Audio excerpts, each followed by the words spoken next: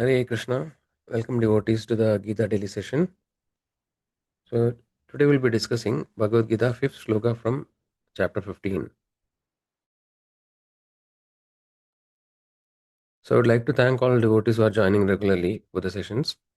So let's start the session by taking the blessings of Jagannath, Lord Jagannath, Baldev, Subhadramaya, Sudarshan, Lakshmi Narsimhadev, Panchatattva Gaurnitai.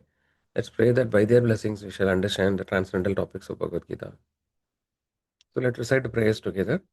ॐ अज्ञानतिमिरन्धस्य ज्ञानाञ्जनशलाकया चक्षुरुन्मीलितं येन तस्मै श्रीगुरवे नमः नमां विष्णुपादाय कृष्णपृष्ठाय भूतले श्रीमदे भक्तिवेदान्तस्वामिन् इति नामिने नमस्ते सरस्वती देवे गौरवाणी प्रचारिणे निर्विशेषा शून्यवादी पाश्चात्यदेशतारिणे जय श्रीकृष्ण चैतन्य प्रभु Nityanand Shri Advaita Gadadhar श्रीवासादि गौरभक्तवृन्द Hare Krishna, Krishna Krishna, Hare Hare, Hare Rama, Rama Rama, Hare Hare. So we'll dedicate the session to His Divine Grace A.C. Bhaktivedanta Swami Srila Prabhupada, founder Acharya of International Society for Krishna Consciousness, by whose mercy we shall understand the difficult topics of Bhagavad Gita. Also, we can apply it in a practical way by his instructions. So let's thank Srila Prabhupada. Srila Prabhupada ki jai. So today we are discussing 15th chapter, 5th shloka. So let's recite the shloka together. निर्माणमोहाजिदसङ्गदोषा अध्यात्मनित्या विनिवर्तकामा द्वन्द्वैर्विमुक्ता सुखदुःखसप्नैर्गच्छन्ति आमूढपदमव्ययम् Repetition. निर्माणमोहाजिदसङ्गदोषा अध्यात्मनित्या विनिवर्तकामा द्वन्द्वैर्विमुक्ता सुखदुःखसप्नैर्गच्छन्ति आमूढपदमव्ययम् तत्. Translation by His Divine Grace Srila Prabhupada. Srila Prabhupada ki jai. Those who are free from false prestige, illusion, and false association, who understand the eternal, who are done with material lust, who are freed from the dualities of happiness and distress, and who, unbewildered, know how to surrender unto the Supreme Person, attain to that eternal kingdom. So, word to word meaning: ni, without, mana, false prestige, moha, and illusion, chita, have conquered, sangha, of association, dosha, of the false, adhyatma, in spiritual knowledge, nitya, in eternity, vinivarta, disassociated, kama, from lust, dvanda, from the dualities, vimukta, liberated, sukha dukkha, happiness and distress, sapne, named, gachandi, attained, amodha, unbewildered, padam, situation, avyayam, eternal, tat, that. So let's look at the translation again. Those who are freed from false prestige, illusion, and false association, who understand the eternal, who are done with material lust, who are freed from the dualities of happiness and distress, and who, unbewildered, know how to surrender unto the Supreme Person, attain to that eternal kingdom.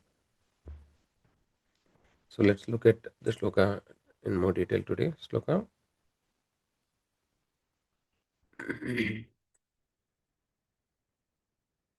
So, setting the context, now we are in the 15th chapter of Bhagavad Gita. So, until last session, we discussed the 14th chapter. So, the last we looked at 1427. No, where actually we saw how the Lord Himself says that Brahman is resting upon Him. So, generally, we have seen that the impersonalists, the Jnanis, their destination, their goal is to merge with the Brahman. And we understand the last session that the Lord Himself explained that Brahman is the effulgence which is coming from the Lord's body, right? We refer to Brahma Samhita, and there it is explained. And Krishna says that Brahman is not the ultimate, no, it is resting upon him. So it is depending on the Lord's energy. So Brahman is the source of, is coming from the Lord's effulgence. So, so according to the desire of the seeker, spiritual seeker, they attain different destination. So one who wants to merge with the Brahman, they can merge with the Brahman. But then we saw that that is not eternal, right? They may come back again. So the ultimate destination, unless until we develop the attachment to the Lord, personal relationship with Krishna, who is Supreme Person, there is always a chance of falling down. So this is what we saw last. So now we are moving to the 15th chapter of Bhagavad Gita. The name of the chapter is the Yoga of the Supreme. So today's sloka is fifth shloka. Right? So before we get into the fifth shloka, we just have a quick look, what the first four shlokas talk about. So this fourth chapter actually the 15th chapter starts with the description of a imperishable banyan tree. The Lord Krishna says that there is an imperishable banyan tree which has its root upwards and branch downwards, whose leaves are the Vedic hymns, and one who knows this tree is the knower of Vedas. So it is like a little like an allegory, that actually how the Lord talks about a tree. And the Lord says that the branches of the tree extend downwards and upwards, nourished by the three modes of material nature. The twigs of the are the object of senses. The tree also has a root going down, and these are bound to the fruitive actions of the human society. So this tree actually represents the material world, actually material existence, and it is an inverted tree. So long back, in previous discussion, we have talked briefly about this tree, but here actually the Lord gives more information. So this tree actually represents the material world, and the root of the tree, the inverted tree, the root of the tree is the topmost planet in the material world, which is the Brahmaloka. And then there are other planetary systems, right? So it actually represents the material world, and then it is mentioned how the different things are representing different things. And one important thing is that the root of the tree, the banyan tree has the root which are hanging. We might have seen it, right? So the roots is going down also and going up also. The root which is coming down are actually like the are the knots, no, or the rope actually which ties the jiva to the material world, right? So these are the attachment. The jiva actually is attached to various things in the material world, and this is binding the jiva in the material world. So the fundamental cause of the attachment is a desire to enjoy, right? And then the Lord says that the real form of the tree cannot be perceived in this world. No one can understand where it ends, where it begins, or where its foundation is. But with determination, one must cut down this strongly rooted tree with the weapon of detachment. So with the detachment, we have to cut this tree. So unless until we are able to cut this root of the tree, we cannot free from the cycle of birth and death. So thereafter, one must seek that place from which having gone, one never returns. So this Lord is referring to the spiritual world, right? The eternal abode of the Lord or Vaikuntha planets. So it's the place where one goes, they never come back. And there surrender to that Supreme Personality of Godhead, from whom everything began and from whom everything has extended since time immemorial. So we have seen earlier, Krishna says, no, Mami Vamshe Jiva Loka, Jiva Buddha Sanatana.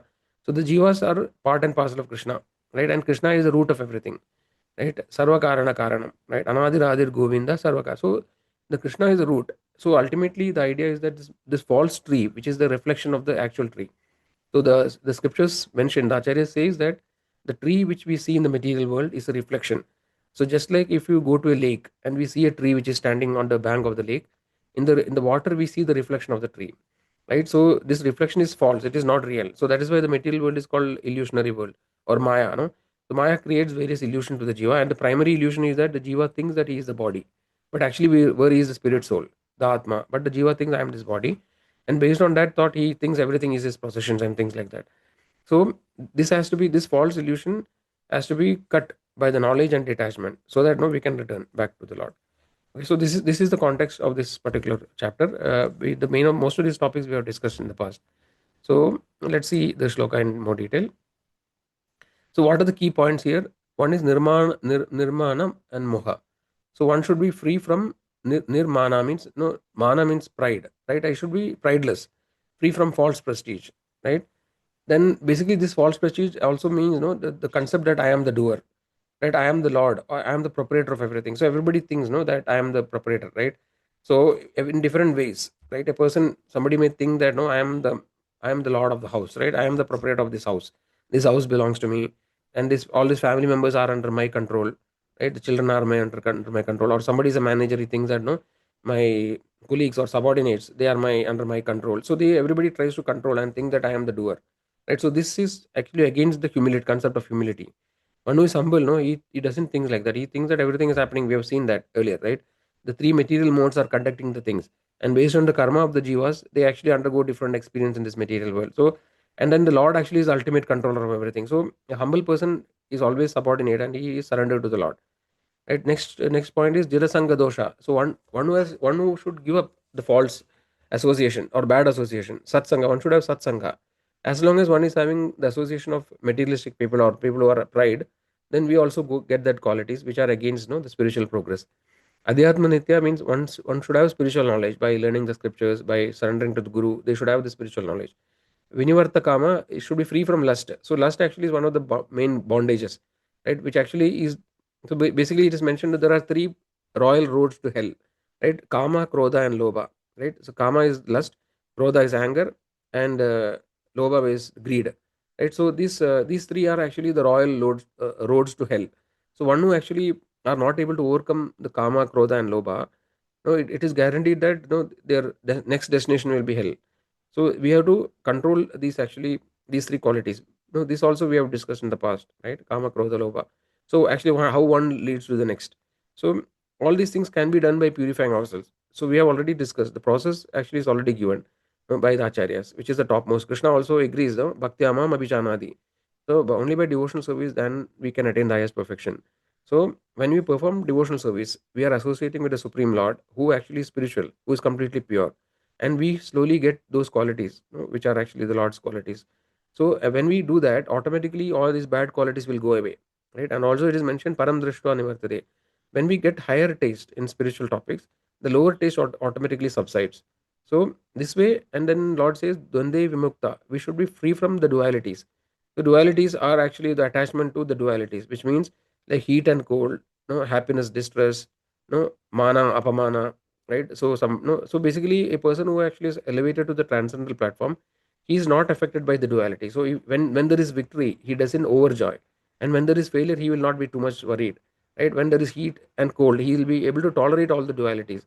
When somebody praises him, he is not overly becoming proud, and when somebody puts him down, he is not affected. So basically this way one transcend the three modes of material nature, and he is unaffected by all these qualities. Now such a person, Krishna says that these are the qualities of a person who can make progress in the path of spiritual path, and finally such a person will attain the permanent destination, right? Padam avyayam, that eternal abode of the Lord or the Vaikuntha is the topmost destination that person can attain when he attains all these qualities. So we need not have to worry how I will get this quality, right? So it is automatically achieved by a person who actually takes the path of devotional service. So starting, we have discussed devotional service, right? Starting with the chanting of the holy name. When we do these activities, we automatically attain. So we'll see some other shlokas which are related. So in Chaitanya Charitamrita, it is mentioned, 17th chapter, 31st shloka. Let us look at the shloka. So what it says, Trinadabi Sunichena Taroriva Sahishnuna Amanina Manadena Kirtaniya Sadahari. So Chaitanya Mahaprabhu says, who actually is a person who is really humble, right? And who is qualified to chant the holy name constantly. So what are the qualities? One who thinks himself lower than the grass, who is more tolerant than a tree. So these are the two qualities of humility, right? He considers himself the lower than a blade of grass, and who is more tolerant than a tree. So a tree actually tolerates everything, right? So similarly, a person who is humble, he will tolerate whatever actually is coming, and who does not expect personal honor, yet he is always prepared to give all respect to others. So he doesn't expect that others should praise him or others should appreciate him. He is not actually concerned by that, and but at the same time, he is ready to give honor to respect all others. Even every jiva, no, not only human being, no, he considers all jivas as part and parcel of Krishna, that we have seen earlier, right? And no, he is ready to respect all jivas, and he is compassionate to all jivas. Such a person, he actually is really humble, and such a person can always stand the holy name of the Lord. So that is what actually is mentioned there. And next is important point. So we need, this is how the humility is defined. So the next quality that is required is that giving up the propensity of lording it over the material nature. So this false proprietorship is a fundamental character of the jiva in the material world, because that is why the jiva came here. Because actually the jiva's real position is to serve the Lord in the spiritual world, right? But when he became rebellious, or he wanted to enjoy independently because of his free will, he utilizes his free will or misuses his free will and come to the material world.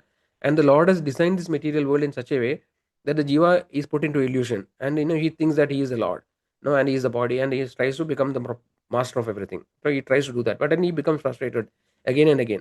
So this inverted tree, which is a reflection in the lake, right? And there are fruits in the tree, and the jiva is trying to enjoy these fruits, which is illusionary. No, it is not real fruit. So whatever attempt we make to pluck the fruit in the water or in the reflection will never be successful. So that is the ultimate realization. And when the jiva understands this, then actually he inquires about the actual real fruit, which is then the spiritual world. So this false proprietorship is the fundamental one of the fundamental problems, the jiva is having, right? So because of which, we think that okay, everything is my property, right? This is mine. So we have this concept, this is my nation. All these are sectarian concept, right? It is my state. People who belong to my state, no, they are dear to me. Or people who belong to my family, they or my caste, they are they are my kin and kith, right? And or this is my country, right? We say, no, this particular country. When we are born in India, we will say Bharat Mata ki jai. In some other country, they will say, okay, this is that country ki jai. So these are all false conception, because the jiva is not belonging to any country, right? In this birth, he takes birth in this land, and one who has taken birth in the Bharat Varsha in India, they are very fortunate, because this is the holy land, and where the spiritual knowledge is still preserved. No, they have the chance of getting this highest knowledge. But nevertheless, this attachment, or no, to the country, kinsman, etc., is a false understanding, because we are not actually the body, right? The body is temporary, and today we have this family, this relatives, my one father, mother, children. Next birth we have another set of relations. So this is temporary. So one who understands this higher principle, he will not be attached to any of these things, and he will not think that no, this is mine. So in Bhagavatam there is a beautiful shloka which says it, which is actually in 10th canto, 84th chapter, 13th shloka. It says, Yasyatma buddhi gunape tridaduge swadi kalatradishu bhauma ijjati yatirtha buddhi salile na karchijit janeshwa vitneshu saheva gokra.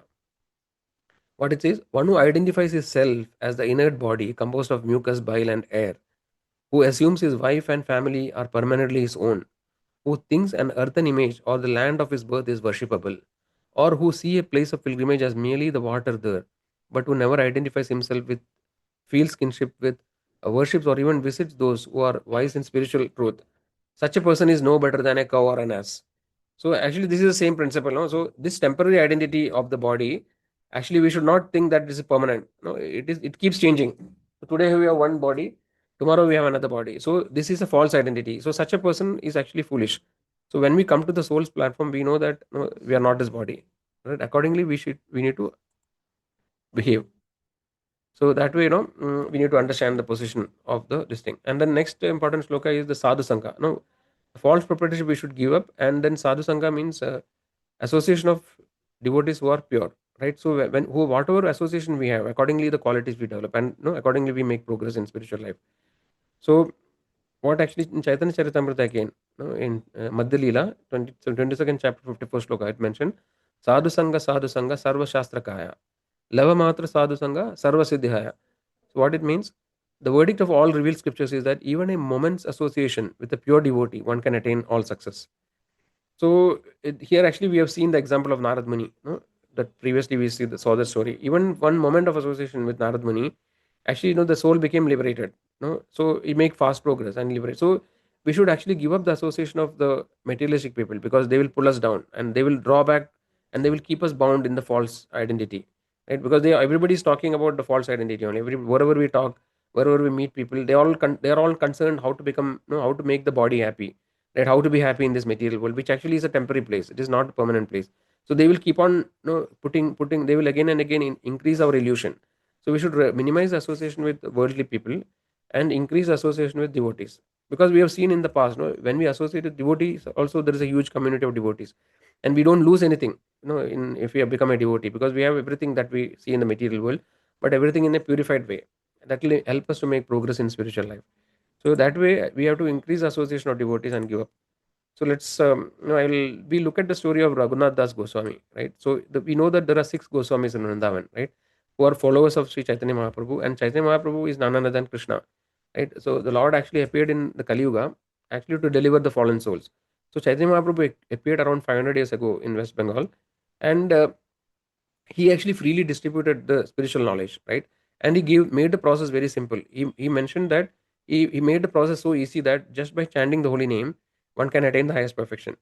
So it is mentioned that whenever Chaitanya Mahaprabhu traveled through the various villages, he toured throughout the India, South India, he came in various places, and wherever he went, just by seeing the Lord and just by chanting the holy name, the people became delivered. They became free from cycle of birth and death. So this way, Chaitanya Mahaprabhu is none other than Krishna himself. And Raghunath Das Goswami, one of the close associates of Chaitanya Mahaprabhu. So he was born into a very, very wealthy family, right? And he was the son of a very rich landlord known as Govardhan Majumdar. He was born in the Hooghly district of West Bengal, and from very childhood, no, he was very much attached to devotional service. So he was not interested in worldly affairs, and his parents became very concerned, because no, they wanted, because they were very rich, so much property was there. So if he did not take up that, then everything will become lost. So they tried to do everything to prevent him from becoming a devotee, and then they actually married him in a very early age, to a very beautiful girl, so that they thought that okay, he will become attracted to this girl, and no, he will take up this family life. But however, he remained detached. He was not interested in family life. Right. So Raghunath Das Goswami is an ideal example of how one can become free from worldly attachments, right? And how one can become, so whatever qualities we saw, all these qualities are there in Raghunath Das Goswami. So many times, he will run away from the house, but no, then every time his parents will bring him back, and then they kept him bodyguards, so that they can always monitor him, so that no, he will not escape. But nevertheless, finally, by the mercy of Nityananda Prabhu, who is Chaitanya Mahaprabhu's associate, who is so Chaitanya Mahaprabhu and Nityananda Prabhu are Krishna and Balaram, in Kali Yuga. So by Nityananda Prabhu's mercy, right, by meeting Nityananda Prabhu, finally, Raghunath Goswami was able to escape, right, and then he gave up all the wealth, all this high birth, everything. He completely gave up his, even his family, beautiful wife. So and then he became completely absorbed in the service of Krishna, Chaitanya Mahaprabhu. So he went to Puri, Jagannath Puri. There actually he serves Chaitanya. He was in constant association with the Lord. So finally, after the departure of Chaitanya Mahaprabhu, he actually goes to Vrindavan, as per the instruction of the Lord. And there actually he lived a very, very simple life. All the Goswamis, they were very austere. So they did not have any permanent residence. Most of the time they slept under a tree every day. And that also they will not sleep under the same tree 2 days. Because that also they were afraid that they'll become attached to the tree. Right? This tree is very nice. It gives good shade. So I like this tree. So they were very much afraid of attachment. So they lived on very minimal, minimalistic life. They had torn clothes, and whatever food they get by somebody, donating or giving, with that they will survive. And Raghunatha Goswami was so much austere that he only ate buttermilk actually. Gradually he gave up other food and only ate buttermilk, that also once in few days. So you imagine how a person who was born into such a rich family, he actually became so much austere. And then no, so he was completely detached, and then he was completely pure. So what actually we can understand from the acharyas or the Goswamis, we cannot imitate them, right? It is not expected that no, we actually give up our family and give up our job and then go to Vrindavan or some holy place and live there. That is not the expectation. The process Chaitanya Mahaprabhu, because Chaitanya Mahaprabhu had many of his followers as grihasthas, and Chaitanya Mahaprabhu told them, whatever position you are, you actually continue in that, and then but we worship Krishna, right, and you chant the holy names. With that, I guarantee that you can get in as perfection. So the process of bhakti which Chaitanya Mahaprabhu gave, and the followers of Chaitanya Mahaprabhu or acharyas, they given is not actually, we need not change our position, right? So if you are a grihastha, we can we can become detached, right? There is something called a yukta vairagya, means using everything in service rather than giving up the things. We can use everything in the service of the Lord. So when we have a house, we can just add Krishna. We can have a deity or altar of Lord, right? We can we can cook various food offerings, which I can offer to the Lord and take it as prasadam, right? We can have opulent worship of the Lord, like that. We can make everybody in the house as devotees, and we can have association. We don't lose anything when we become a devotee, right? We just add Krishna, and the devotees of the Lord are always happy. So the process is simple, but acharyas are setting the example. Now, what is the ideal example? What should be the mood, right? And we should try to follow that mood of the acharyas. It is not that we can imitate them. No, it is very difficult for them, because these acharyas are not ordinary souls. They are called they are nitya siddhas. They are eternally liberated souls which just come. They come to the material world to help the Lord in their pastimes, and then they set examples, right? So we have to just follow their footsteps, understand the mood, and try to imbibe that mood in our life, right? So that way, we can also make progress. So we'll try to wrap up now. So what are the key things, key qualities we learned today? We learned that some of the key qualities which Krishna says, which is required for making progress in spiritual path and to attain the highest destination, is one of them is humility, right? How can we develop humility? The humility can be developed by doing service, right? By helping others, other devotees, by taking up services.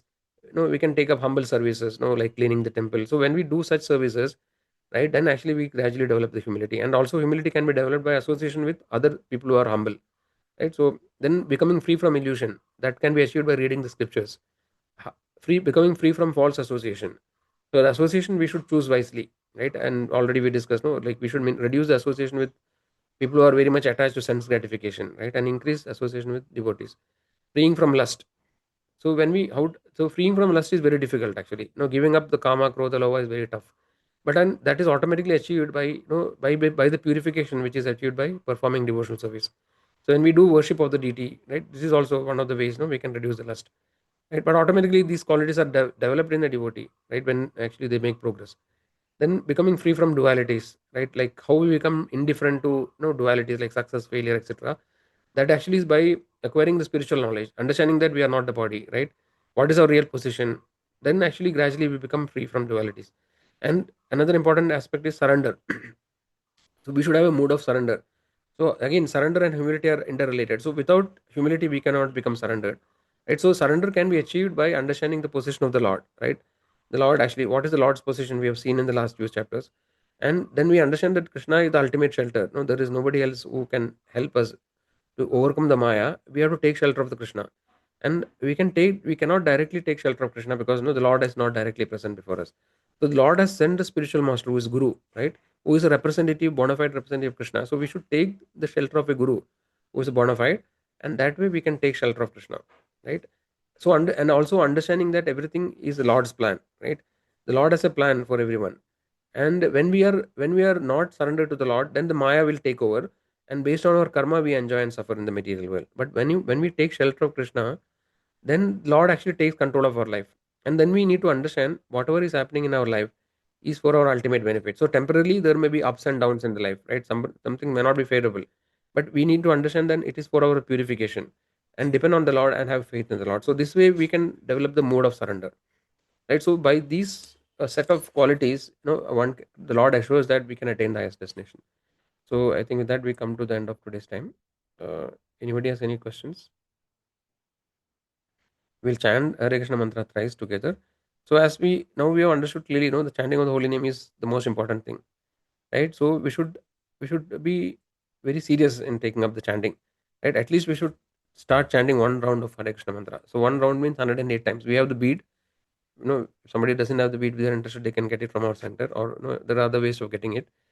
So we should at least chant one round, as a starting point, right? What Acharyas explained is to chant 16 rounds of Hare Krishna mantra daily, but at least we should start one round.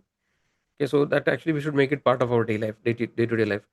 It would take around 5 to 6 to 7 minutes, based on the speed. But then that much time we should give, because now we know that this is the most important thing, right? Everything else that we are doing is all for the body, and we should start spending time for our soul, which is the real identity, so that no, we don't have to again repeat this same birth and death cycle, right? Again, starting from ABCD, going to nursery again, Baba black sheep, all these things. Do we want to do again, right?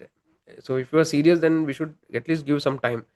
Start giving some time and keep increasing the time which we give for our real person, and reduce the time for our material needs. So let's stand three times Hare Krishna.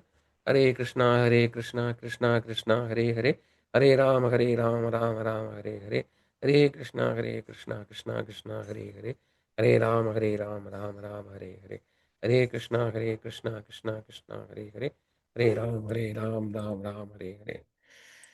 So anybody has any questions? So Deepali Mataji is saying that this is thanking. So Mataji, thank you also for joining regularly, and all glories to our Guru, spiritual master Srila Prabhupada. Because of him, we are able to understand these topics, and we are just instruments. We are just repeating what our knowledge is coming. So we should thank our acharyas and be grateful to them. And our gratefulness we can show by spreading this knowledge to others. So that way, the acharyas become very pleased, and our progress also become very fast. So it is mentioned that even if we are able to make one person devotee, right, we don't have to make him them complete devotee. At least we are able to guide one person to start the spiritual progress, right? And then let's say later he become a devotee, then our ticket to the goal spiritual world, to Vaikuntha is guaranteed. The Lord is so much pleased. Even if you make one person a devotee, right, then the Lord is so much pleased that He will make us also devotee, right, and we can go back to God, spiritual world. So this is the glory of the holy name, right, and spreading, and the glory of preaching. So yeah, so today we'll end here. I don't see any questions. So then we'll meet again on Monday, right? Tomorrow we'll have offline session in our center. Anybody is in Bangalore, they're welcome to join the offline session. Okay, so we end here. Thank you all again, and we'll meet on Monday. Hare Krishna.